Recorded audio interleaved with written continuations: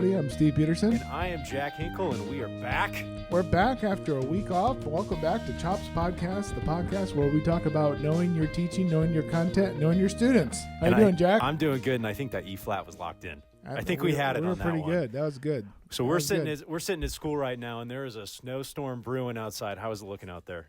Is it pretty? Yeah, it's pretty white out. Can I see my car? Is it covered yet? Yeah, my car's white, so. Oh, you'll never know. There you go. And in the studio today, we have a very special guest, Concord Community High School Principal, Dr. Seth Molnar. Yeah. Welcome, Seth.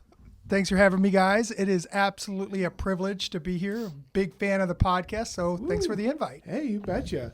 So Seth has been a Concord Minuteman for many years. He graduated from this fine institution and has been our principal. This is your third year, is that correct?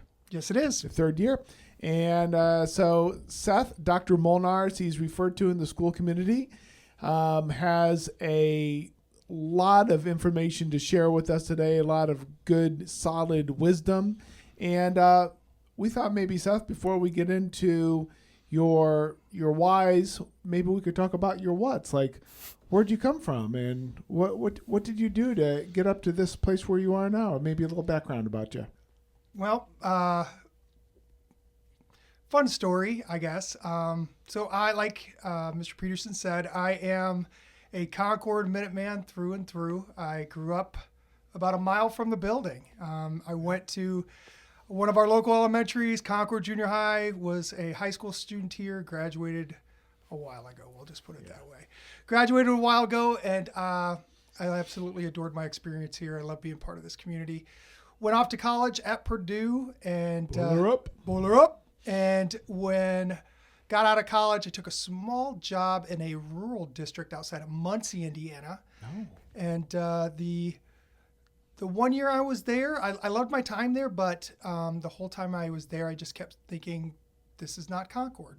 This is not Concord. This is not how Concord does it. And, it was really important for me to come back home. And as luck would have it, I was a social studies teacher, and we were trimester schedule then. And we had a maternity leave open for 2 trimesters with the potential of a third. The teacher that I was going to fill in for possibly was coming back. And fun story, I came to interview for the job, and my old principal, Rob Staley, who I adore to this day, he's a great man. My old principal is sitting there interviewing me for a job, and the very first question he said to me was, Seth, how is it that 5 years ago you were sitting in my office in trouble, and now you're applying for a job in my district? And I got to telling my story about college and some of the things that led me on my journey. But he had a lot of faith in me and gave me that maternity leave. And as luck would have it, the person I was filling in for did not come back, and it worked out very well. That first year, I met my wife, Colleen, in the mailroom of Concord High School. She was a teacher. She taught color guard with Mr. Peterson here in the music department. Part of the band staff, she right? Was. And taught social studies. I was in the classroom for 13 years. And then I moved into the Dean of Students when I got my administration license. I was also a coach, wrestling coach, football coach. Dean of Students for a year, moved into the assistant principal role, and had an opportunity to leave Concord. It was a very hard decision at the time, but it was one of those things that was just, it was calling to me. Mm-hmm. And I was looking for some other opportunities, and I went to a middle school. And I was an assistant principal at a middle school in a neighboring district for 2 years. And I got to tell you, anybody who's in education, they need to spend some time in middle school. There you go. You learn a lot about yourself, a lot about kids, a lot about the craft, working in a middle school environment. And then from there, I became, in that same district, not Concord, I got promoted to, this is a mouthful, but Director of Alternative Education and Special Projects. And basically what that really encompassed was I was the director of all things that dealt with at-risk students. So anything that dealt with, I was the principal of the alternative schools, adult education, We had a very robust adult education. Several hundred adult learners would come in at night school. But also RTI, restorative practices. I'm a trained restorative practice technician. CPI, a lot of different things. So anything that fell under that at-risk student umbrella was under my charge. Then I spent 3 years in that role, then 1 year as Director of Human Resources of all things. Right after I finished my doctorate, I got that opportunity and I learned a lot. It was a great experience, and one thing I learned is that central office is not for me. I'm glad there's people who do that work, but I needed to be around what gives me energy, and I get my energy from people. I needed to be back into a building, and as luck would have it, my dream job opened. It sounds corny, but it's the truth. My dream job opened, and I got to come back home. Wow. That's quite a journey. Thank you. It's inspiring. Full circle there. I didn't realize you had taught at a different school before you taught at Concord. Yeah, I didn't know 1 that year. either. Little 1 rural year. school. Mm-hmm. Little school. And you did your continuing education, your doctorate at Purdue University. Yes, I did. Boiler up once again. Yep. I have an affinity for Purdue University for sure. Great. Okay, so you've been in this role for 3 years. This is the middle of year 3. And I think it was the first year that Seth was principal. The first or second? That Seth, the first day of school, coming back from the summer, Seth gave us all succulents, I did. Oh, yeah. right? And we all got to take our own plant. Mine came in a little shoe. I remember that about mine. Yeah. Right on, right. Yeah. And everybody on the staff got a succulent. And the theme was grow your people Yes. and help the community become what you imagine it that you want it to be. So can you talk to a little bit about that? Like where did that kind of arrive, or where did you stumble upon that? So just kind of preface a little bit, you heard my story. I've stopped a lot of different places, and I can say my growth is really, it's really because of a lot of great mentors. I've had a lot of people help me along the way, and I've tried to really take something with me from all of the great leaders I worked with. I think of, the Lisa Kendalls of the world, Dr. Kendall, who works in this district. She was in this job as principal prior to me, and now she's in central office, but her and I were assistant principals together. Things I learned from her, the one thing I've always learned from her is never let anybody outwork you. She's the hardest working person I've ever met. Dr. Nathan Boyd, who was the principal at the middle school I worked for. He was Indiana Principal of the Year, and I can tell you that what I learned from him is capture the magic. School is about magic, and he was great at that. But I say that because I worked for an amazing leader, Dr. Heather Short. She was at the other district that I was at, and she really challenged. She was an assistant superintendent, and she challenged all of us to let's narrow down our why. The golden rings, the 3 golden rings of Simon Sinek's work of what is your why? And we all distilled it down. It took months, and it's got to be something that every action that you do in your professional and personal life drives around this. It's really your mission statement, your why. Okay. Why are you here? And we really distilled it down to what is our purpose as leaders, as teachers, as educators, and it's to grow the human beings that we're around. Teachers are growing their children, the children that walk through their classroom doors each and every day. How do we make them better readers, or how do we make them more proficient in math, but how do we make them better human beings is one of the major goals. As a principal, I am working with a lot of different teachers day in, day out. And, we always try to strive to be the best teacher we can possibly be. And we're always growing the people around us. And my goal as principal is to make sure that our teachers are supported, that we get the best out of them. And in turn, when they are at their best and they're feeling supported and they're growing, they can grow more children. Great. Well, that is a fantastic explanation to that, and kind of interesting going back into your history about asking, your mentor is asking you to distill that down to your why and Yeah. get that going. Yes. And as you've said, you've been in the classroom and you've done the classroom setting, and I was one of your former students. That's right. So can you maybe talk about, like, I mean, I know that you came up with this, like, growing your people thing later in life, but obviously you were still growing your people when you were in the teacher setting at these multiple schools. So can you kind of talk to, like, how that has transformed from, like, growing your people as a teacher to growing your people as a principal, and how that's changed? I think more than anything, what you realize is that people are people, and people learn relatively the same way. You know, people want to feel supported. Students want to feel supported. Students want to feel like there's a relationship between them and the teacher, and that's where it starts. And that's what I hope to do with my staff as well. Can't grow people if you don't believe they can grow, and they don't feel like they want to work with you. So what we try to do more than anything is build a relationship with our staff, and just like I did in the classroom, hopefully, and Jack, you could be hopefully attest to that. You were one of my former students, that we always tried to create a community in the classroom, and we try to create a community in this building with our staff and our students. I think that's more importantly where you start. And then from there, you branch out into all of the smaller things. And as you know, people as individuals, you can find out where they need to grow and give them the support that they need. And, you know, one way that I definitely see the staff community growth is through something I think that you kind of started with the hedgehog teacher. Yeah. And that's kind of been a fun little thing. So can you talk about hedgehog teacher? So our superintendent, Mr. Funston, gave us kind of a parable that kind of drove our focus as a district, and that is to be a hedgehog. This person that just keeps their head down, does the work, you know, make sure that they're not flashy, they're not trying to seek accolades, they're just doing the work that needs to be done for the right reasons.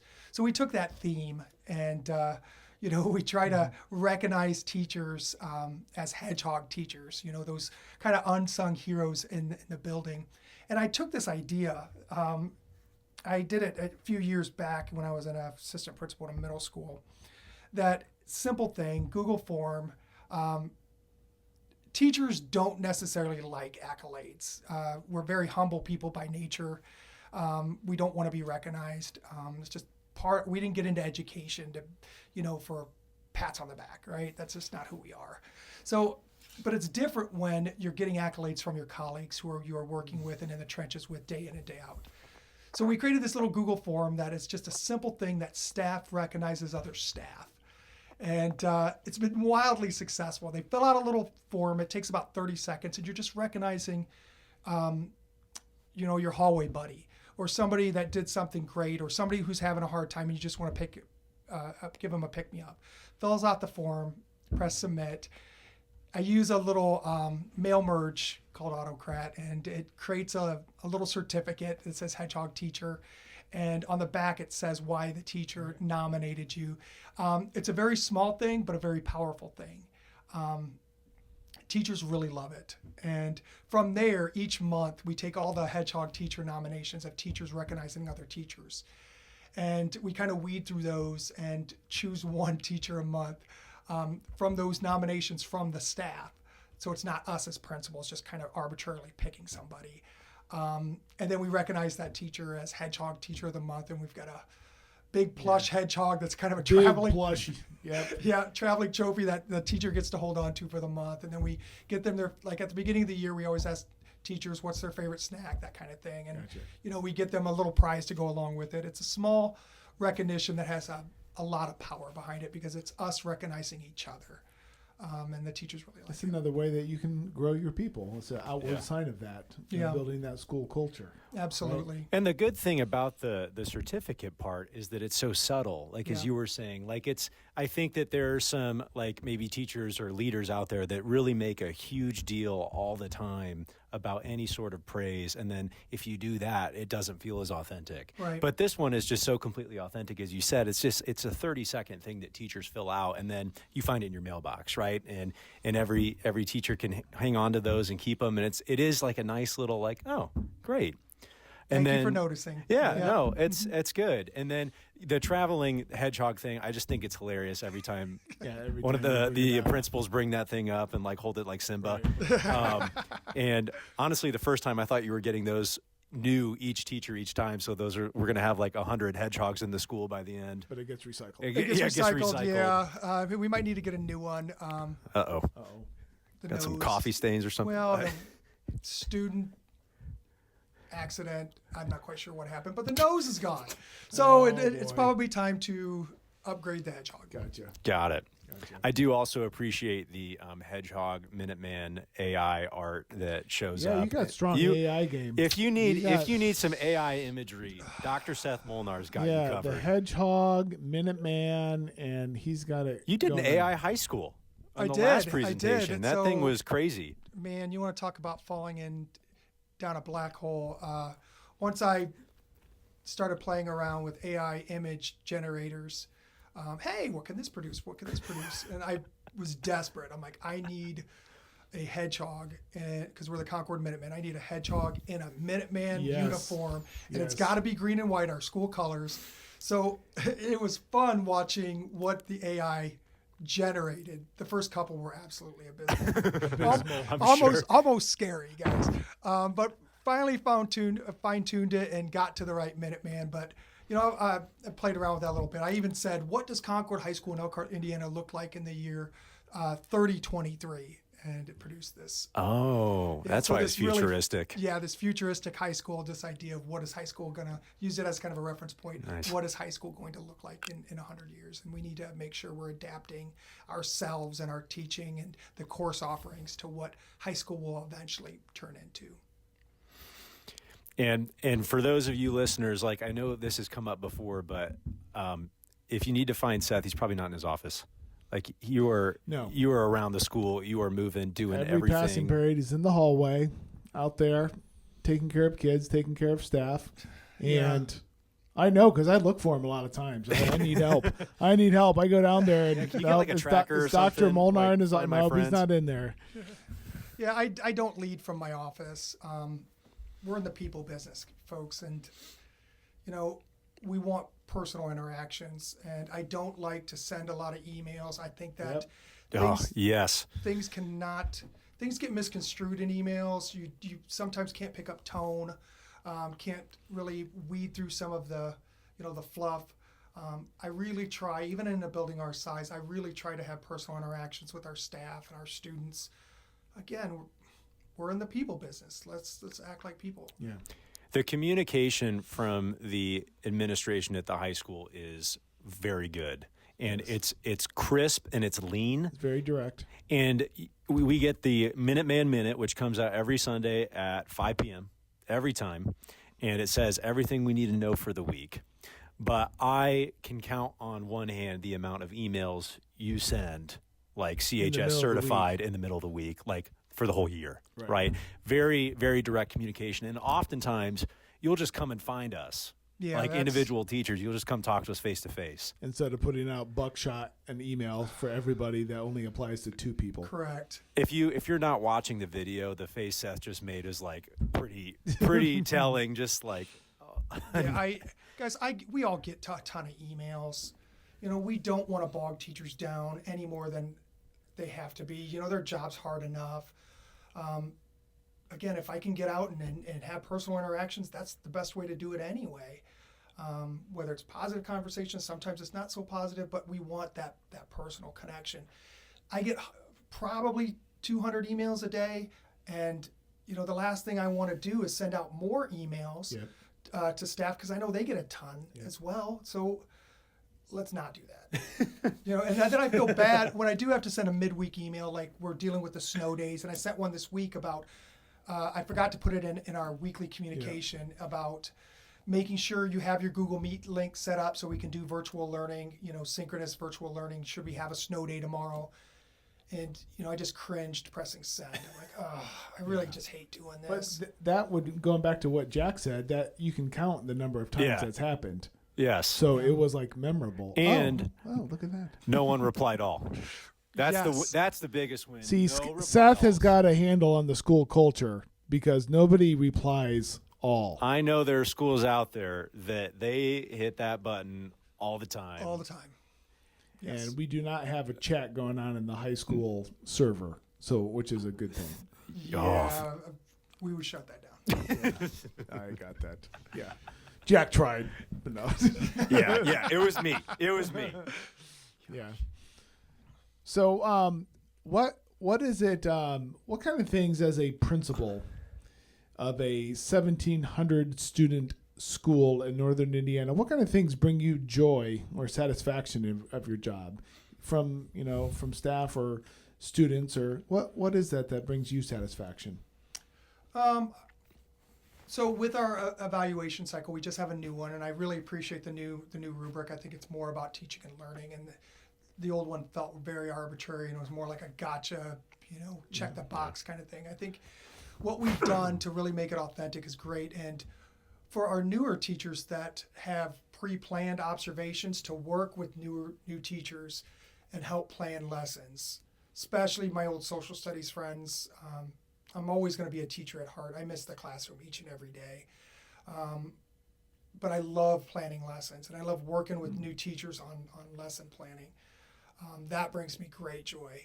On a personal level, both my children, Jackson and Havana, are in the building.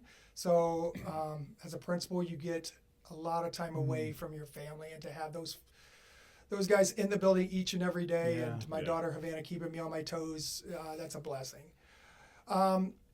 But I'd also say that the pinnacle is, it sounds dorky, but it's graduation. It is the absolute best day of the year. The range of emotions, from high excitement from a kid who's just happy to be done and they're looking forward to next steps, going on to bigger and better things, to the students that really enjoyed high school and they had their people and their tribe here, and it's really an emotional, and you want to be an uplifting presence for them. And to the people that are just like, get me out of here as fast as possible. I've enjoyed those kids, because there's some part of me that can relate to that. So graduation and getting a chance to shake those kids' hands and give them that diploma, it really is the best day of the year. Wow. That's good.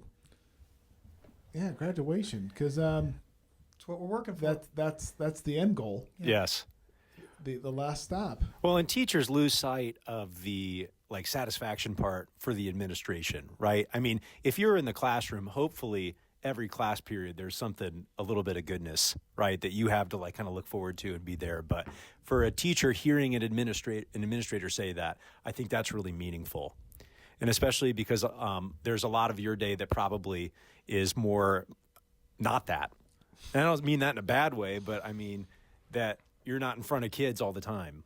You try to be, and you want to be, but there's just stuff that has to happen in the office setting or on a computer that's different.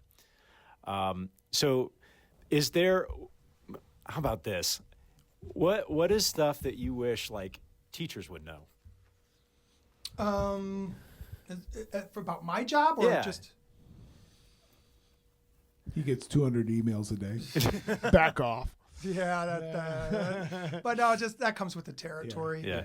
I think we're getting there, but just knowing that we are a team. I don't ever want to say family, because that sounds, there's some people that are like, no, you're not my family, and I understand that. That's going a little too far in some respects.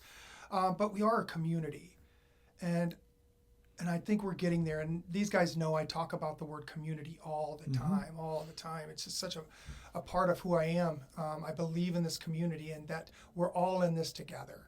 That it's not me as some draconian overlord.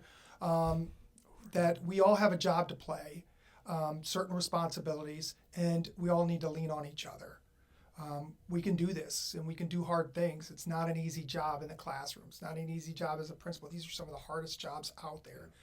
But I guarantee that we have a great staff and great human beings in this building that are here for the right reasons. Just lean on each other, ask for help, and we will be there. That kind of takes me back to at the end of last year. Every year we do a ceremony at the end of the school year, and the retiring teachers this last year had a little video clip of them as they went, and there was a teacher that was retiring, and her little clip said, "Some people stay in your lane, I think you need to swerve all over and go everywhere. And that's kind of what you're saying. Like, we're a community, like, we got to lean on each other and we got to help each other out. Yeah, absolutely. We have a lot of people in this building with a lot of talents and treasures that can assist in a variety of different ways. So yeah, reach out to your fellow teachers, to your administrators. You know, the more we work as a community, that's really what a school is. You know, it's a community of people working together for a common goal. You know, the more that we can lean on each other, the better it'll be. So I think you had mentioned this, like you had worked with some really inspiring people here at Concord and then some neighboring districts. Yeah. Can you speak to some attributes maybe that you saw, like maybe you could speak to Dr. Kendall, like nobody's going to outwork you, and how that kind of has permeated your professional life or maybe personal life? But I know Dr. Kendall has a very strong presence in our school here, and what did she have to impact you with? So, you know, I got thrust into the Dean of Students job, which is, it really functioned more as an assistant principal role, just without the title. And Dr. Kendall and I, our offices were right next to each other, and she was already in that role for a couple years. And she really did a great job of being an early mentor for me. I took the job in January. I actually had to leave the classroom. Our Dean of Students retired. He was at his years, what we call in Indiana the Rule of 85, and he wanted to go. Loved him to death, and he really gave me an opportunity to step in. And I hadn't even finished my admin classes yet. I was still getting my master's degree in administration. So I got thrust into that, and I always appreciated Lisa, Dr. Kendall, for what she demonstrated and how that a lot of this work is grinding it out, and that through hard work and perseverance, you will get there. And I really try to emulate that. I'm not as good as she is, but I try to emulate that, and I try to take that with me each and every day. You know, other things she taught me, you know, that you're being a support for your staff is important. Being there for your staff members is important. You're not just some, you know, figurehead put in an office that's just barking orders. But again, that idea, I really got a lot of that idea of community from her. Again, try to emulate that. I don't think I'm as good as she is, but, you know, I try to take that with me each and every day.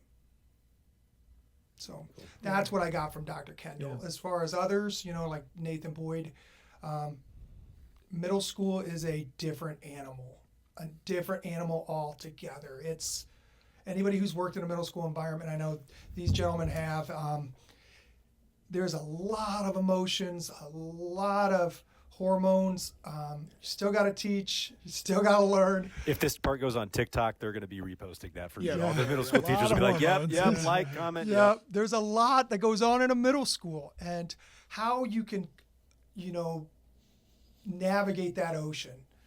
Because it feels like an ocean in a middle school sometimes, you know, back and forth, the in and out of the tide, depending on the time of year. And I just always appreciated how nothing fazed Nathan. He was just... Is he still there?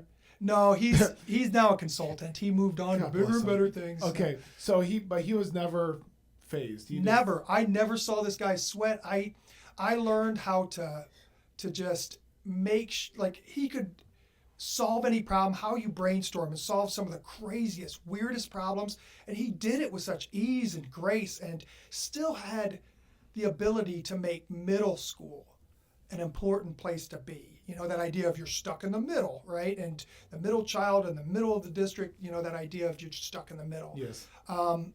He didn't make it feel that way. He had a great ability to make it a special place, that idea of capturing the magic. And he was a masterful at it. You know, going back, I think we can share this person. Did you have Roger Sweisberger as a principal? I did. Okay, so that is somebody I believe we have mentioned on the show, but we talk about the balcony.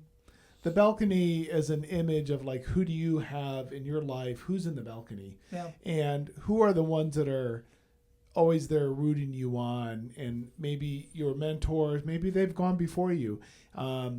But Roger Sweisberger, just for the listeners out there that don't know or aren't from Concord, but Roger Sweisberger was the principal at Concord Junior High School for decades.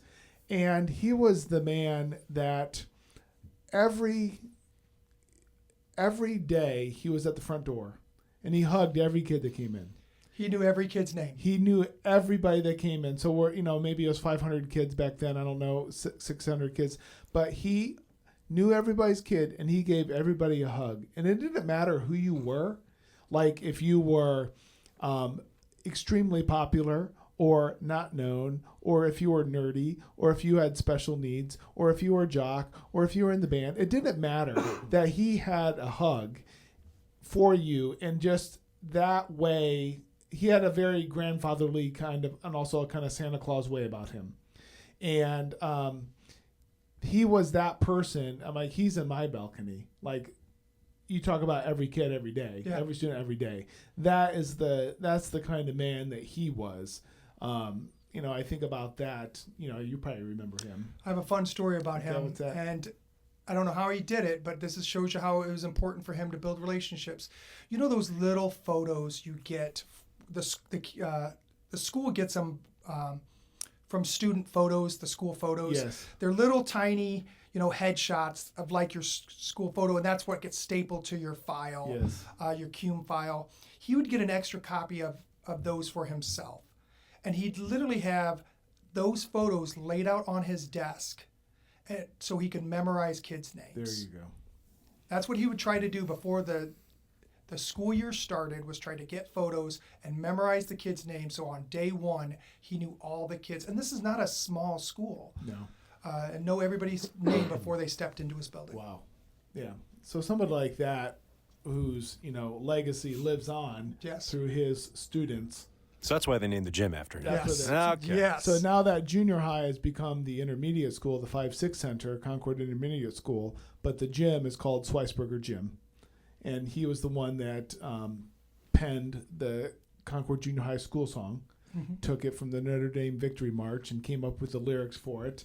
And he would always come on the announcements and saying, "Hello, ladies and gentlemen, this is your captain speaking." Right? Right? The captain. That's right. His mantra was CJHS, a special place. He did that for sure. So, Very cool. Just a common mentors there. It's good to touch base with you on that one. Yeah, but I totally believe in that idea of having people in your balcony. There's situations that come up every day. I try to lean on those people that taught me so much. And I mentioned Heather and Nathan and Lisa, but I've got several others that are always in my balcony. My wife is one when I need a sane, rational human being giving me advice. But yeah, I definitely believe that you can learn a lot from the people that help you come up along the way. Great. Well, Jack, you'd be thinking too about what you want to say next, but I hate to be like too trite about the questions I ask you, because I did ask you to go positive and just look at what kind of lights your fire. What can be life draining for you as a high school, public school principal? What kind of big theme kind of can take the air out of your sails? The time is a lot, and a lot of this I put on myself, but it's important for me to be here, to be seen, to be part of this community. But it takes a lot of time to do that. I had a goal. My New Year's resolution last year was to really get a handle of how many hours I was here. Oh boy. So I tracked it. I said I can't really do anything until I know how many hours. And hours that I'll share this with you guys. You're some of the first people I've ever shared this number with. But looking back on it, the number of hours that I put either in the building, actively in the building, or at school events was 3,052. Oh man. So that was a lot of hours. And I know there's people who work more, but not many. And then that's time away from my family, time away from my kids. So I need to do a better job of balancing. I really do. And that was the reason why I did that, is to really get a handle on. You monitored your own. Yeah, monitored. And now I'm really just reflecting on, there's got to be things that I can start to carve out and say, let's get to the more important things. Sometimes you don't have to be here on certain things, but That's one of definitely one of the biggest draining things. But I think, and you're going to have this in leadership roles, but just the people who are not educators, really trying to tell you what's best for education, and that this needs to be changed, that needs to be changed, and they really have no frame of reference from which they speak.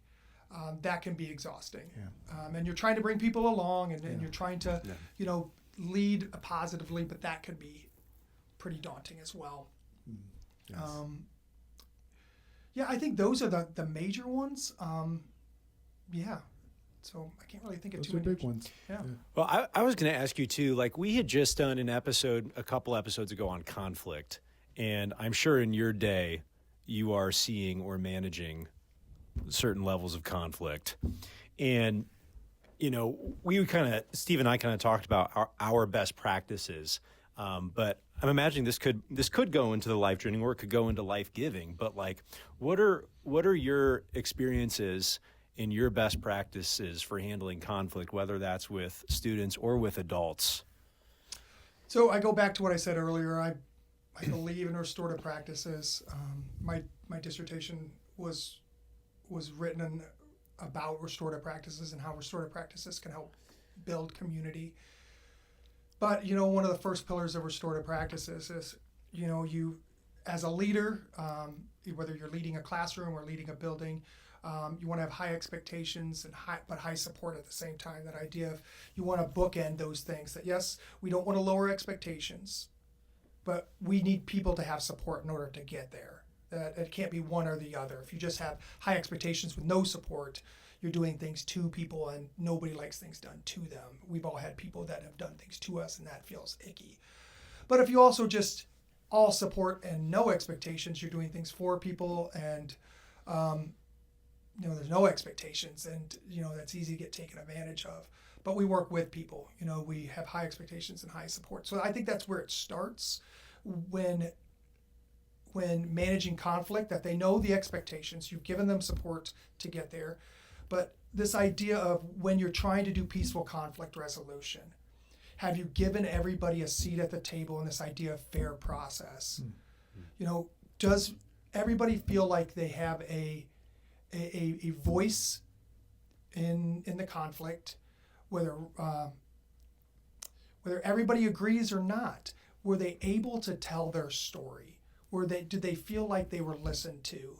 And that's so key about moving forward. Oftentimes, conflict, people are more apt to go with change or resolution, even if they don't agree with it, if they know fair process has been achieved. You heard my story. Okay, I can live with it. We can move on. But it is so important to make sure people are respected and heard in order before any resolution to occur. And then finally, it's that idea of getting to some kind of agreement. Can we live with this, right? You always assume positive intent when people are starting to work on the resolution, and we try to find some way to make people feel heard and that there was some kind of equity in the process. Equity, yeah. I like that idea of bookends, like having the visual of left and right support. Mm-hmm. No, that's good. That's good. And it seems like it's pretty even between adults and with kids. Yes. But pretty similar. I think that's just how we treat humans, honestly. And that's the beauty of this, is that, my son, who's a freshman this year, I love him to death, and I give him a ton of support. But I also have high expectations of him. Mm-hmm. And he knows them. And in turn, I think he's a pretty well-adjusted kid. He's 15, so sure. There's ups and downs, and there's a lot of hormones and emotions in my house at times. But, he knows that should there be rules broken, there's going to be consequences. But, we'll get through it, and we'll move on. And, he's better for it, I'm better for it. But I think that's just how we should treat each other. Nobody likes things, anybody, where you're a student, an adult, a principal to a teacher, nobody likes things done to them. I think all of us can think back to a boss we've had that did things that people did things to us. There was no fair process. That feels horrible. You know what they say is people don't quit jobs, they quit bosses. And those are the types of experience on why people quit. But also that, hey, we're just going to give you a ton of support and there's no goal, there's no vision, you don't know where we're going. And then it feels like your work doesn't mean anything. Like everything's fluff, everything's just great. And sometimes things aren't great. So that's why we want to have high expectations and high support for all of our interactions. And that's really the philosophy I try to live by as a human. So. Yeah. Well, for those of you listening, I hope that you can hear the those are dad jokes. You can hear the passion and the conviction that Dr. Molnar has with his words. And, once a coach, always a coach. Yeah, I know it comes out, and I can't help it, guys. I'm sorry. But I'm an old football and wrestling coach, and it comes out in me. But it comes out organically and thoughtfully as a person that believes, and a person that believes in others, and a person that has conviction. So, I hope that this, listening to Seth and listening to his words, that this has been, life-giving for people. We've been talking about doing a collaboration like this for a while, and we keep on bumping each other out of our lives. We're busy people, guys. We're busy. And working on that. So thank you so much for taking the time to be Yes, with us. yes. And for sharing. I appreciate you guys. We appreciate what you do and appreciate the message that you bring on a consistent day, every day. So thank you guys again. It was my pleasure. This is really an honor. I love your podcast. Great. Thanks. Okay. Well, for those of you listening, keep on following us. Keep on checking up on our socials on Instagram and also on TikTok, because TikTok is still going. Oh, right? it's alive, baby. TikTok is still going, and we're on YouTube as well. And you can follow us on Chops Podcast on Spotify and on Apple. Like and subscribe. And you Apple listeners, let's get those reviews going. Yeah. We had those for a bit. And they're going then you dry. guys kind of Come on. dropped off. Let's go. We got ratings, all those reviews. Yeah, we got to get those reviews up. But thank you so much. So, for Steve Peterson, For Jack Hinkle, And Seth Molnar. thank you. Goodbye. we're out of here.